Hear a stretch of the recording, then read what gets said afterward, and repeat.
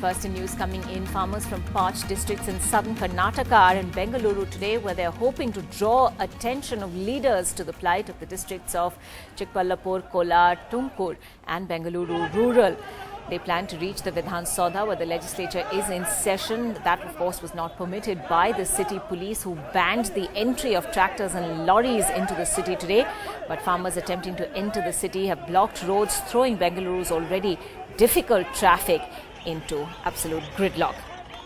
Maya Sharma joining us at this point for more. Maya, what is it that farmers want at this point, and where are the worst traffic snarls?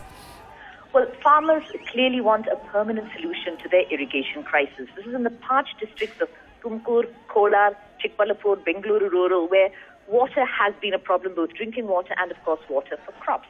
They want a permanent solution for this. What they were, in fact, hoping was that water be diverted from the Netravati River as part of the Yettinahole water project. But this has not been happening. There have, in fact, been protests by people living near the Netravati River saying they don't want their river water diverted at all.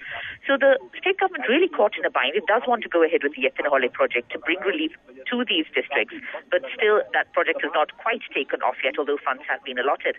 So farmers attempting to reach the Vidhan Sabha, where the legislature is in session, but they were stopped on the outskirts.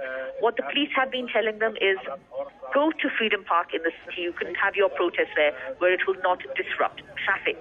But the farmers did, in fact, try to block roads on the outskirts of the city. They wanted to travel in tractors and lorries to Vidhan Sabha, whereas the city police commissioner made it very clear last night itself that tractors and lorries would not be permitted into the city today, precisely to avoid any kind of traffic.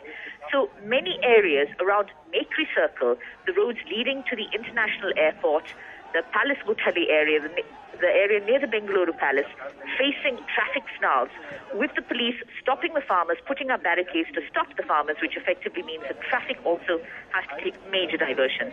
And with Bengaluru's traffic already raising the blood pressure of commuters, this is not good news for the city people either, but farmers wanting to draw attention to their plight, and certainly successfully doing so by trying to reach Vidhan Sabha in the city today.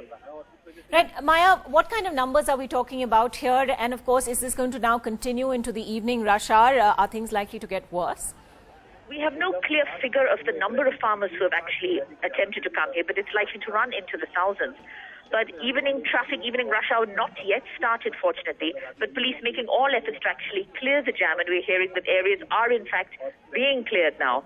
Some of the leaders have been taken away from the areas, which is likely to bring the protest down in its intensity. So things likely to get better. The traffic police, the city police, certainly doing what they can to actually clear the issue, but farmers really having made their point and having drawn the attention of leaders. The issue also being discussed in the legislature right now. In fact, the farmers' issue as well being raised there in both houses.